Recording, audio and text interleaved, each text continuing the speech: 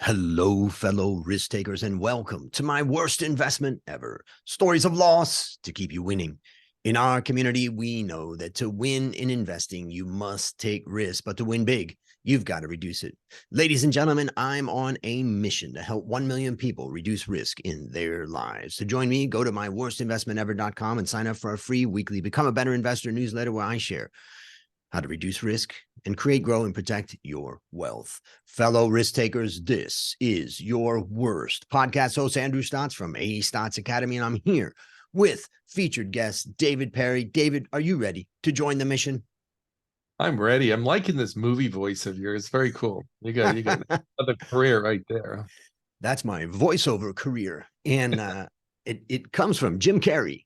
Uh, but I always remember when I was young. Okay, I was born in '65, and I used to live in Wilmington, Delaware, and I lived on a little place called Ravenwood Court. And at the end of the court was a friend of mine, and I used to go sleep over his house on Saturday nights, and he slept late, but I was always an early riser. But I couldn't get up in his house and like wander around. So I just was like on the ground. We had, sleeping bag on the ground, and he had a radio under his bed that was like right there. And then I would turn on the radio and then just listen to the DJ all morning long. And it's just like the DJs of those times were just so amazing. I later moved to Cleveland, Ohio. We had WMMS, and the guy that was on at midnight was called BLF Bash. That was his name, and we just love this. So I love the voice. Yeah, it's important. If you ever listen to Howard Stern from his beginning to where he is today, his voice has changed so much.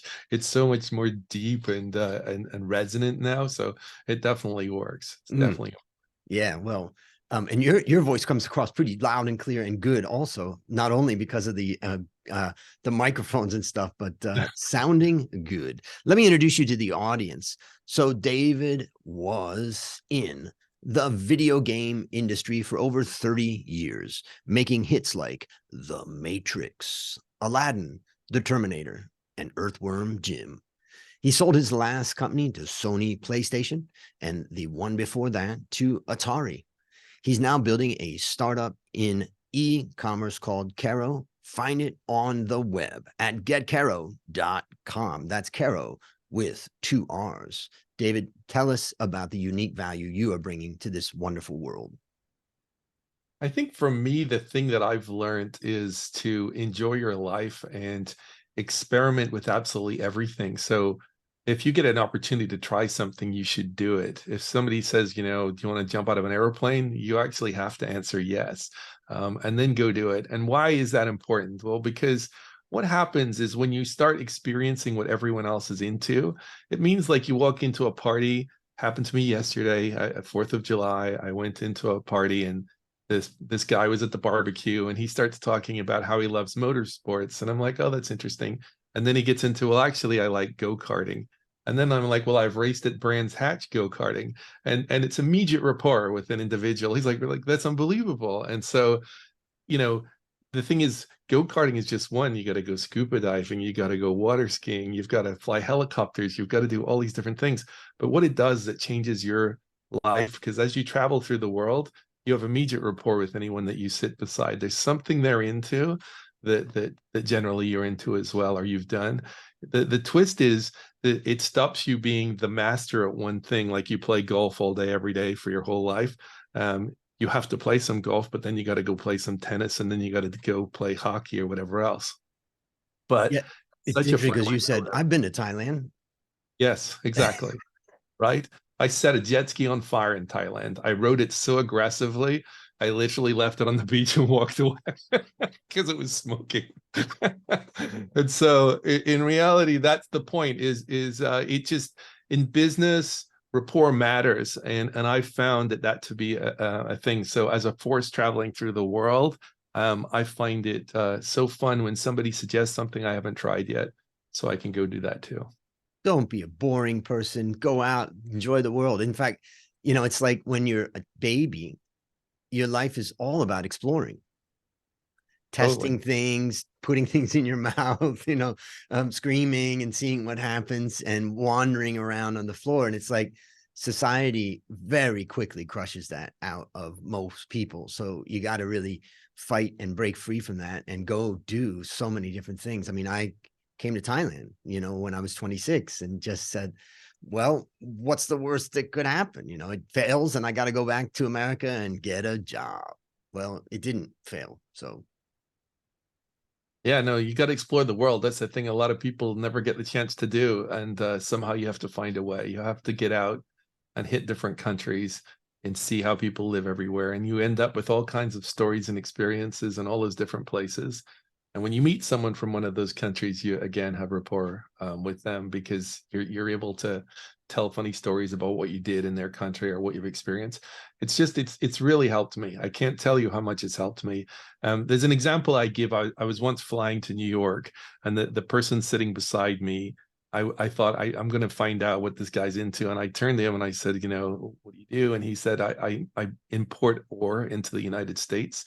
And I'm like, this one's a good one. I know nothing about the ore business, importing like iron ore and things like that.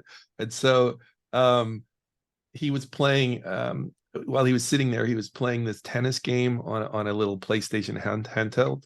And I said to him, oh, I know the guys that made that game. And then he goes, oh, actually, I funded this game. And so immediately we got something, right? And then off we go. And the result was, he said to me, look, I'm going to go and see U2 tonight at Madison Square Garden. Would you like to join me?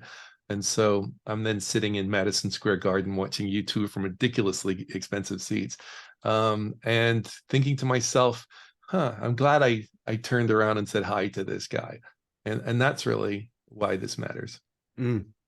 I have a similar one where a friend of mine and I decided in Bangkok that we would learn how to dance. So we hired a young guy that came to my house, and we kind of opened up the living room as a dance floor. And he and I were, learning with this guy. And then one day, my friend who was learning to dance with me left my house, and he called me a couple of, half an hour later. He says, hey, next time we meet, next Wednesday or whatever, do you mind if I bring Miss Universe with me? And I was like, what are you talking about? And he says he knew the lady who was Miss Universe, who lived in Thailand at the time. And Natalie, I forgot her last name. But so I was like, dumbest question ever. And so a week later, I was dancing in my living room with Miss Universe and my friend, Andrew Biggs, in that case. And we were just having a blast. And I just thought, if we hadn't have gone to this guy and said, hey, we want to try something different, we want to learn how to dance, that would have never have happened. So try new things. Yeah, I mean, I once gave a commencement speech at a university, and in the speech I talked about this. How can you ever predict that, right? How can you? Life just happens, and it's how you deal with these random events that occur. And doors are going to open. Are you ready to walk through those doors? And boy, oh boy, did the dean hate my speech. He's like, it's not about luck, it's about education. What are you talking about? And so I'm like, actually, luck has a lot to do with it. Like, were you in the room? Did you talk to the right person? It's amazing. Yeah, and it's in this new world where governments basically locked up young people in rooms for a year or two. Universities had people online and they couldn't intermingle. It's like there's a lot of people listening to this podcast and all around the world that have built this life that's a very insulated life for the reasons that they were told that that's what they should do and that's what's good for them because of this disease or whatever. And now they're kind of stuck in this and they don't know how to get out. So, this is like a challenge or a wake-up call to listeners out there and people, go out and start doing things, because you just never know where you're going to end up, whether, you're going to end up at a YouTube concert, or you're going to end up at, dancing with Miss Universe. So Yeah, there's a guy. I used to go to the TED conference each year, and there was a guy there. His name was Sir Ken Robinson, and he was sort of respected as being the #1 speaker at TED. Guaranteed about standing. education that he used to talk about. Yeah, he did creativity in schools Yep. and that kind of stuff. And there was one time I bumped into him at a party, and I talked to him, and he was talking about his book, The Element, and about how all of us are built for certain things. Like our DNA literally is is pre-programmed for you to fit perfectly with something.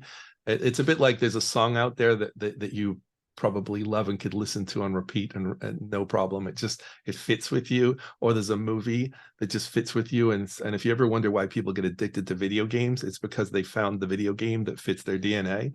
But the thing is that everyone has their element, and a lot of people never discover it, and that's the saddest thing ever. Like they go through their life, they didn't try this, they didn't try that, they didn't do this, they didn't go there, and they never find their element. And so that book was a really good challenge. And what was interesting is he said to me, the book was really successful and it changed his life, but now that everyone's asking for the sequel, he's passed away now, but he did make the sequel, which was How to Find Your Element, which is pretty important too. But ultimately, that idea of finding your element, I think, is really, really critical for people, because it's a huge unlock.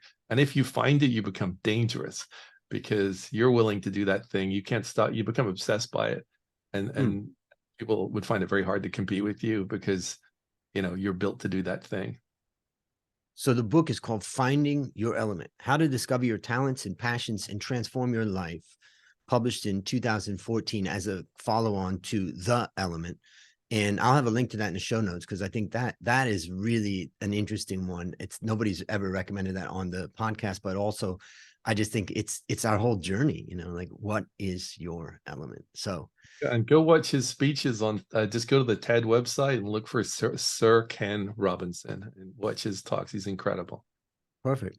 And just before we get into the big question, just give us a background on what you're doing now with Carro, and kind of how you're helping people, and who is suitable for, using your services.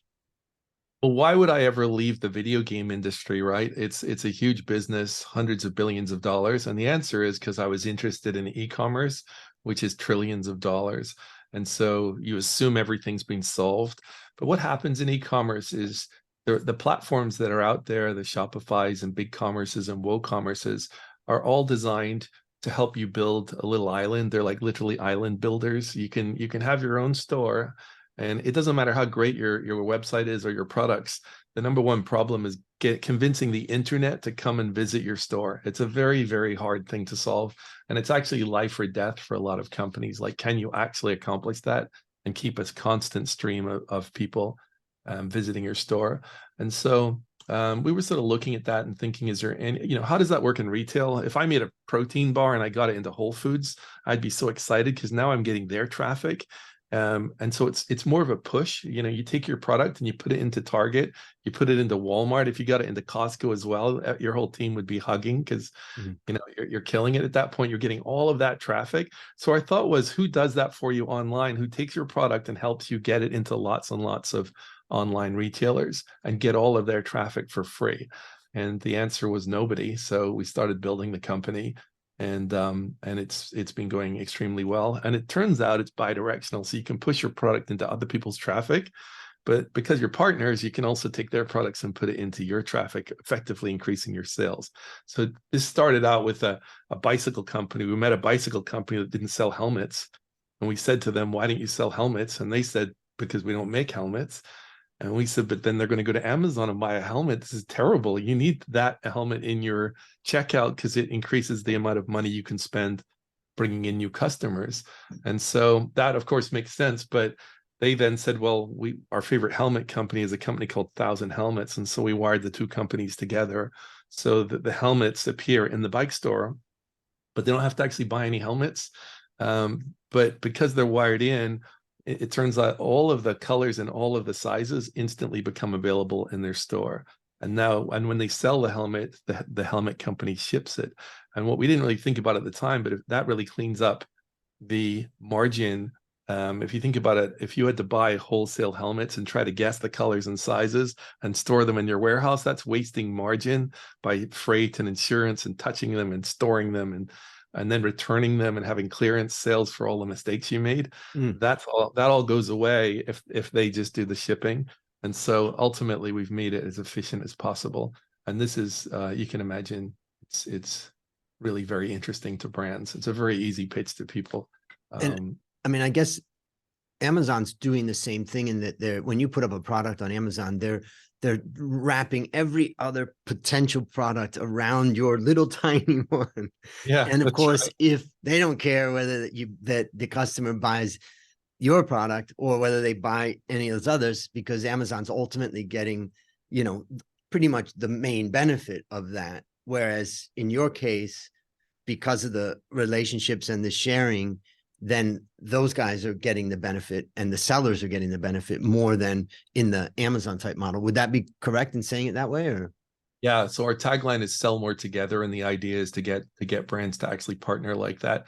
There's a dark side on Amazon is they also build competitive products. So if they see that you're selling a lot of something, they're going to come after that market.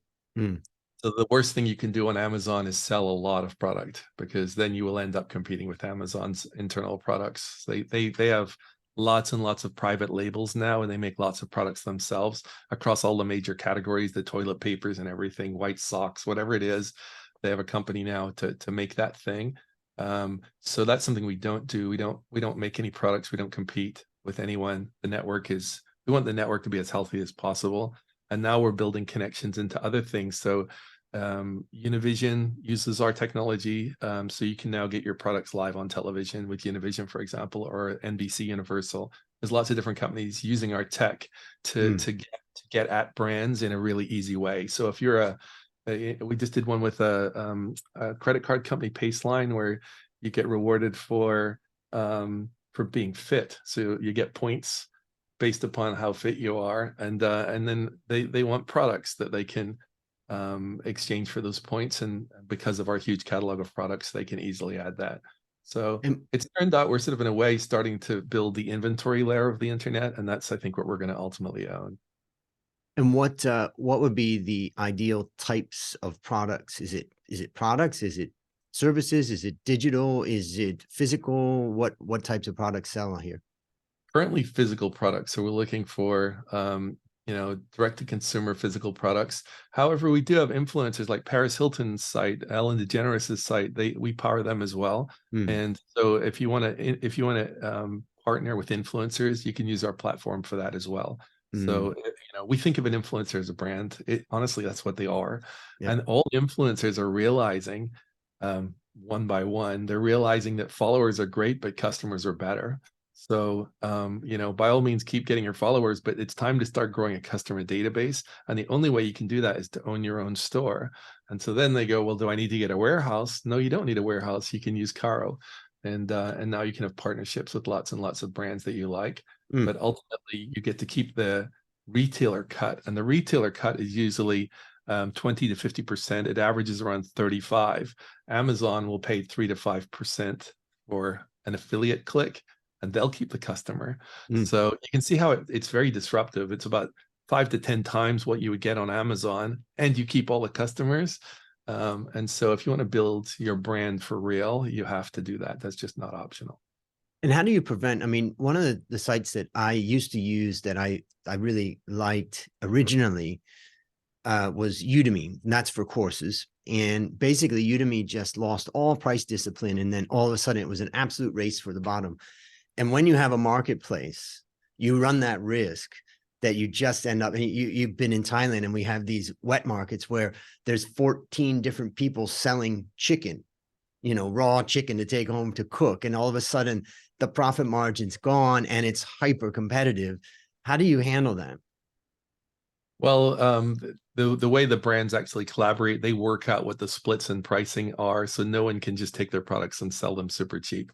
It's all controlled, and in fact, if they even break the rules, we auto correct it, so Mm, they can type in whatever they like, but it'll be automatically fixed. Interesting though, in Thailand, they have these markets where they also sell video games, and I actually played some of my video. I actually went to the markets and bought games that I was currently making that hadn't been released yet. So I was blown away. I couldn't believe it. Like they made boxes and everything, but the game wasn't even finished, and they had got an early sample from the press. So the press must have been selling the game demos into some manufacturers in Thailand, and they were making the games. It was so amazing that you can imagine that's quite interesting being on the other side of the world and and seeing a game you haven't even launched yet. They hustle, that's for sure. Well, that's a great intro to your business, and I think it's fascinating. So for all the listeners out there and the viewers, make sure to check it out. And now it's time to share your worst investment ever. And since no one goes into their worst investment thinking it will be, tell us a bit about the circumstance leading up to it, and then tell us your story.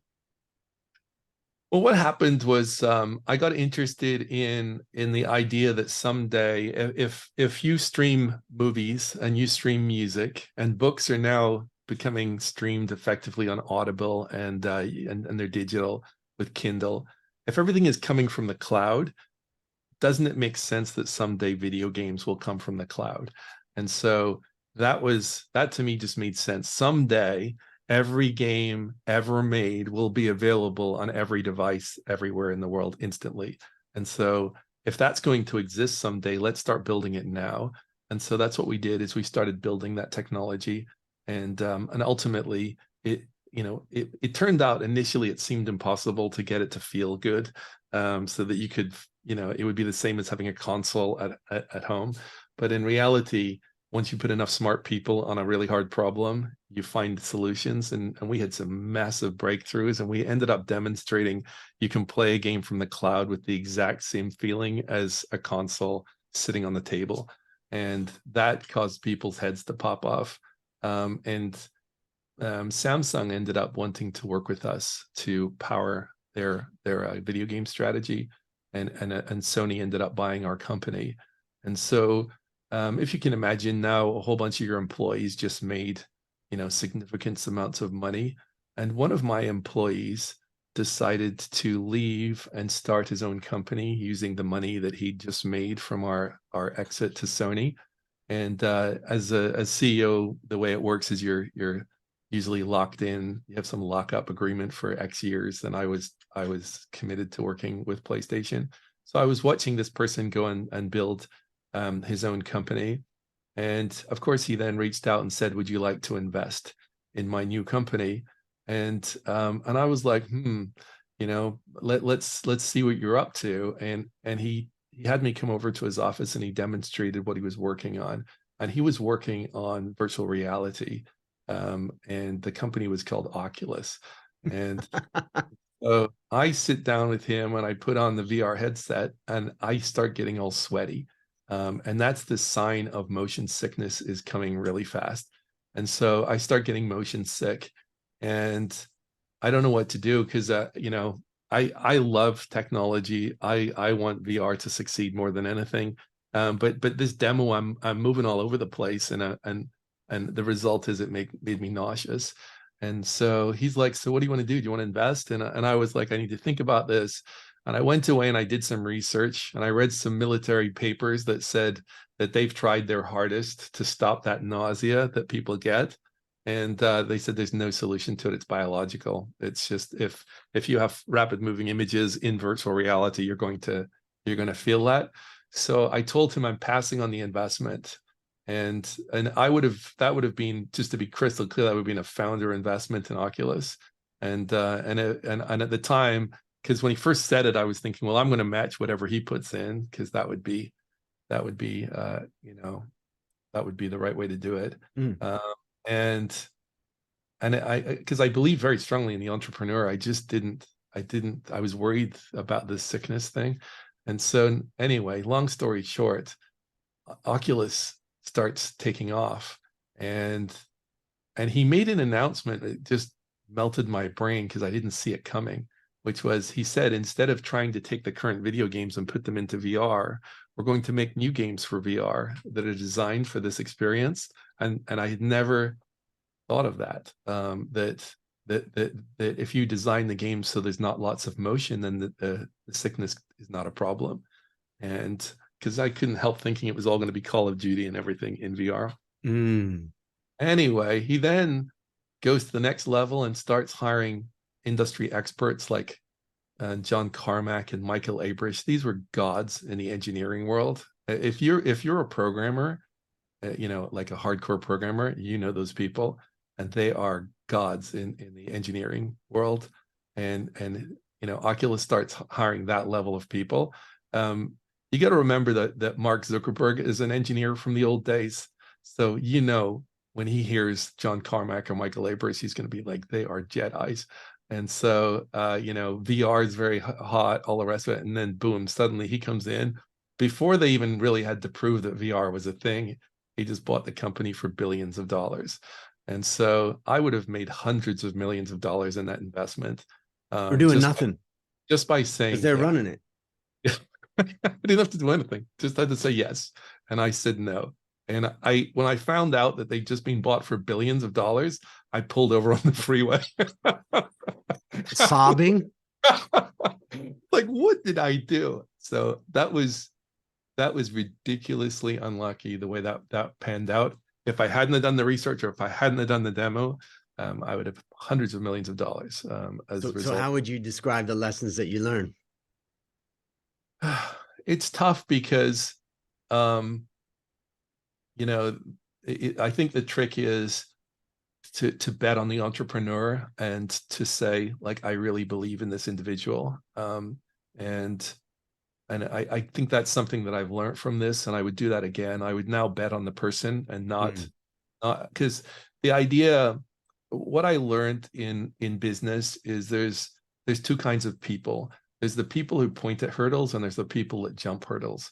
And the pointers are the ones that always have the reasons why. There's this reason, there's this problem, there's this thing, and they keep pointing at all the hurdles. And then there's the other ones that just end up at the end of the track. And they had plenty of hurdles, but they jumped every single one, and you didn't even hear about it. There was no point talking about it. They just deal with it. And that's why you bet on the CEO, because you trust, it's going to be a tough journey, but they're going to get there because they'll find a way through all of that. And so my takeaway, I think, was when you really believe in somebody, just go ahead and support them. Just put the money down. Yeah. Particularly because it wasn't like it was a deal breaker in your own life, the amount of money that you could have put into it. So it wasn't like, okay, I'm going to mortgage the house to do this. Yes, no, but it was my friends invested. So so I have a circle of people that I know that all invested. And so that's it was me trying to overthink this situation. So I don't know. This is how life is, right? And that's why there is this randomness to how everything occurs to you. But that would be, just thinking, I've made plenty of mistakes in my life, but that was just one where I'm like, that was pretty big. Yes. Sins of omission. And there's a couple of things I took away from it. I think the first thing is understanding frame of reference, because basically we have a certain frame of reference, and your frame of reference was ultimately, hey, they're going to take existing games, let's say, and put them in this, and it's just all dizzying and it's just not a match. Whereas the frame of reference was shifting, and someone that comes along 10 years from that point wouldn't even think about what you were thinking about taking old style games and putting them in this, this format. They're already creating things in the new format. So the first thing is to understand that we get stuck into frames of references. And sometimes we get beholden to those, and we can't think beyond them. And I think that's my first takeaway. The second one, I always say when investing in a startup is, first is trust. Do I trust this guy, this man or this woman? And trust takes time. You can't just say one meeting, and I really trust this guy.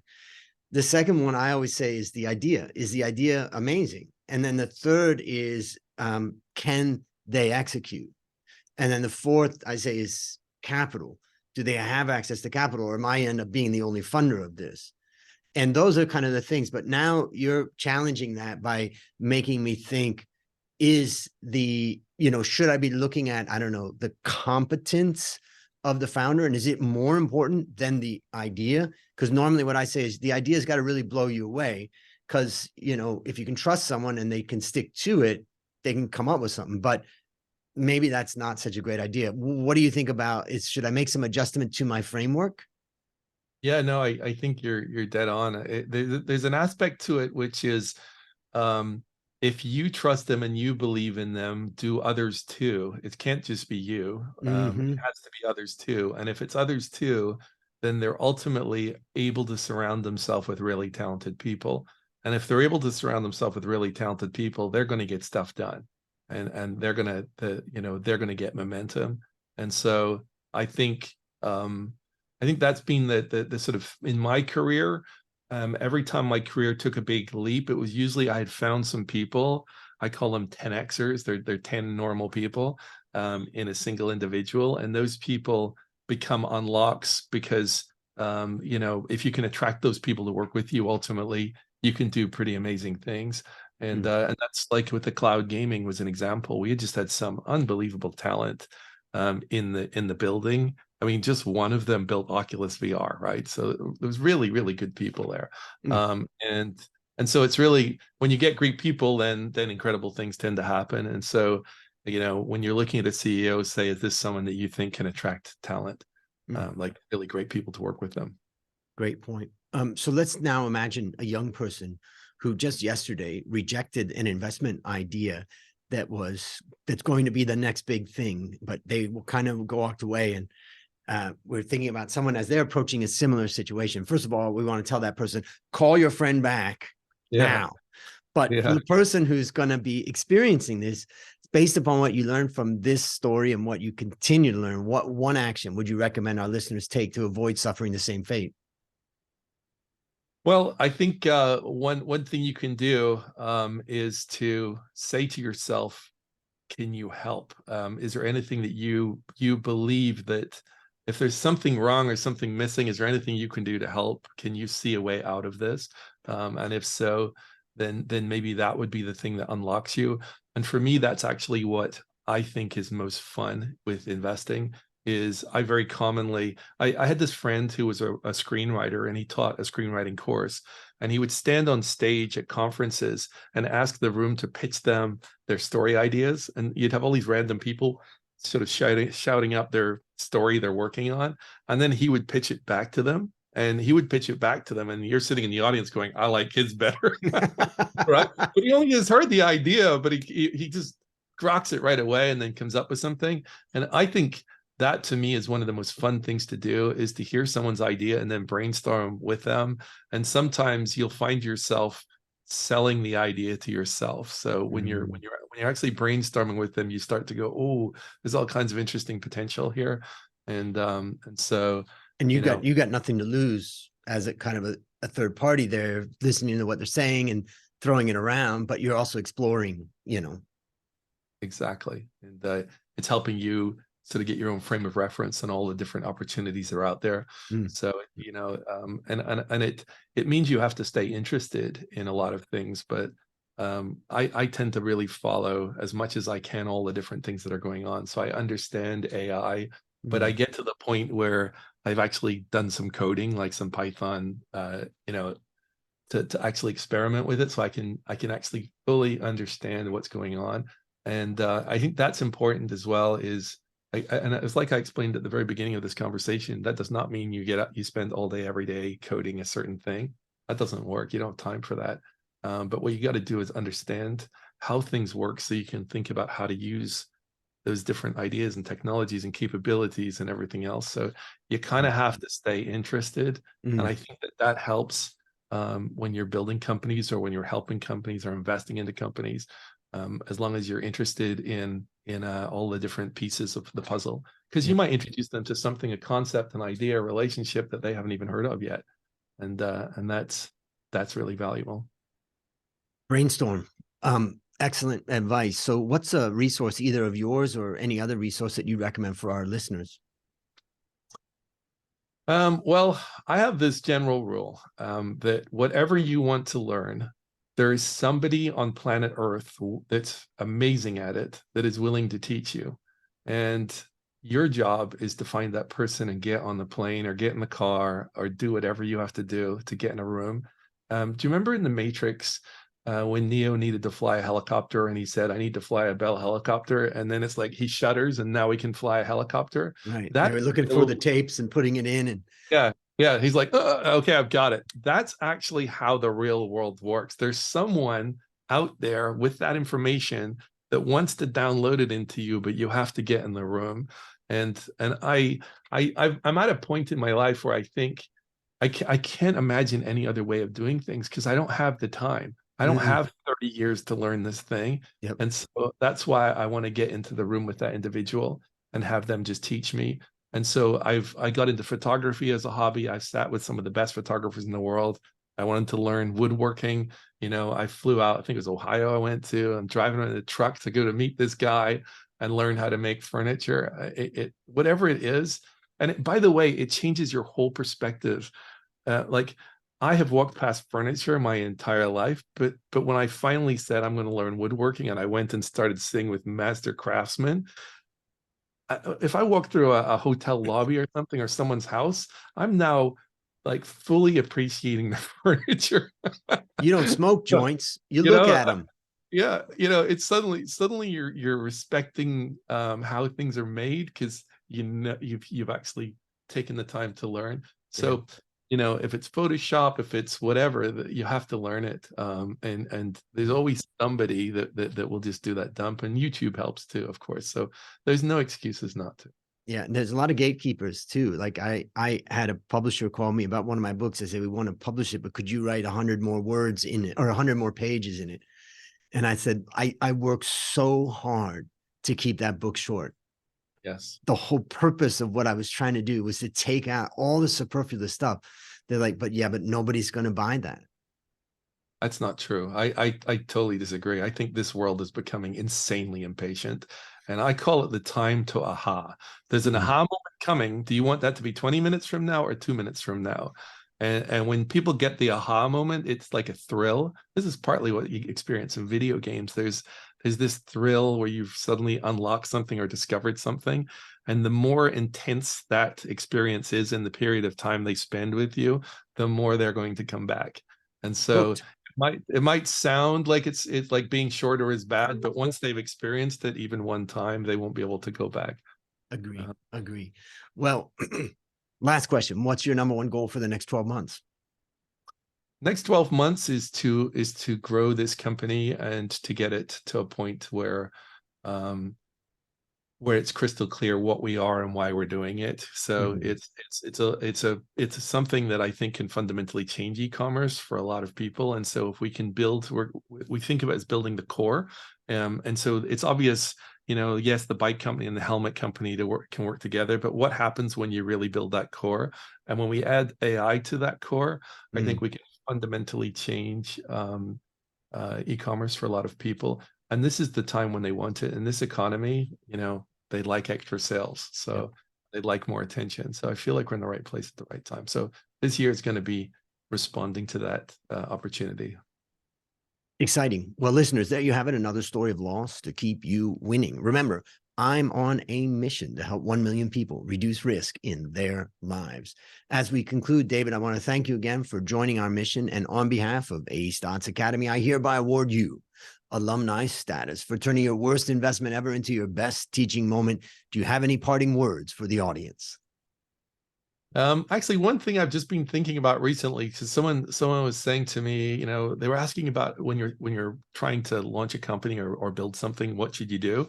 And a piece of advice I have is think of a question that 100% of people will say yes to, and then go after that. So I'll give you an example is, would you like to know which influencers buy your products? You'll find 100% of brands will answer yes to that. And that's interesting. So try Brilliant. to think, what's the question that gets 100% yes? Because that's really the true north for where you need to go. I think that's really valuable advice. And I don't normally interject at this point, but I just feel like that is super valuable. And I created a new product called Profit Bootcamp. I help mid-sized family businesses double their profits in 12 months. That's Who wouldn't exactly want it. that? Yeah, exactly. If you don't say I'm signing up right now, you're going to say, Andrew, you can't do that. And then we've Yeah. got a conversation.